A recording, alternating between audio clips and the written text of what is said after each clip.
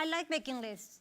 You see, I have Asperger's syndrome. So when I have those goals visually in front of me, my mind takes a picture and remembers. It gives me a sense of where I'm going. So when I was 5 years old, I made a list. I made many, in fact, but I'm talking about this one here that I always carry with me to remind me of who I am. The list is quite simple. To the left are the things that I wanted to do when I grew up. I wanted to be a nun, but I also wanted to be a doctor and give shots for free. And, and a writer to tell the stories that we all carry inside. To do that, I wrote down the things that I needed to learn in order to achieve those goals. Many of them were languages. Archery, too, was apparently something I was interested in learning. And cooking, which I still don't like, but I knew I needed to learn to survive on my own. And so, at 5 years old, I had a list of all the things that I wanted to do and how I was going to achieve them. Back in Peru, 2 weeks after making this list, I came across an interesting building while walking with my father.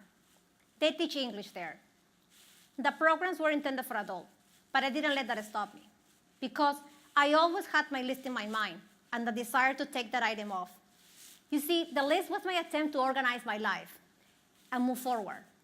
So I knew I needed to learn English to be ready for when opportunity for higher education came. I liked my list, but I soon realized it was not set in stone.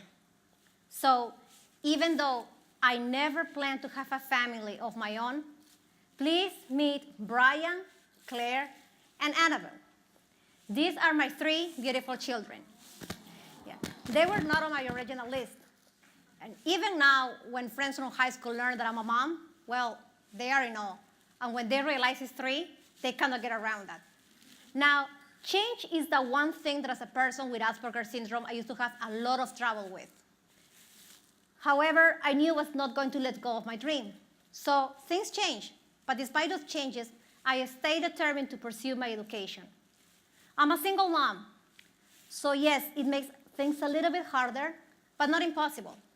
I've been told many times that I shouldn't pursue higher education with the passion and dedication that I do because I'm a woman, I'm a mom, I'm Latina, have special needs, and that I should spend more time at home doing dishes, cleaning, cooking things that I didn't even know how to prepare.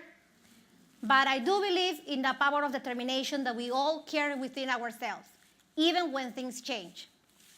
So if you want it, then it will happen. And it cannot be in any other way. You will get it.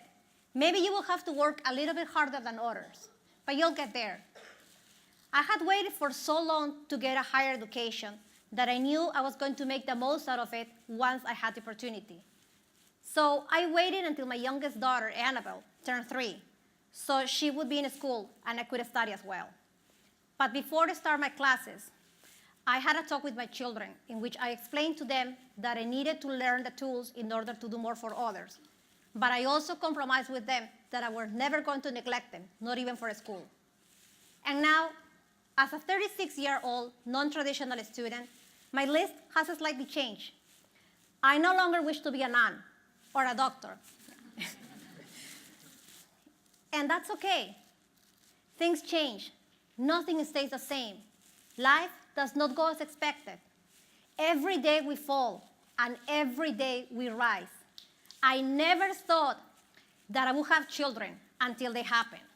And I never thought I would have to leave all my family in Peru and start here from scratch and alone in order to fulfill my dreams until I did. But I also never thought that I would be standing here today, sharing a little bit of my journey with you until I did.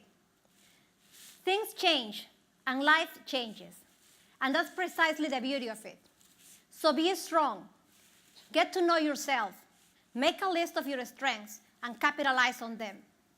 Be more so you can do more for others. Be daring and take risks.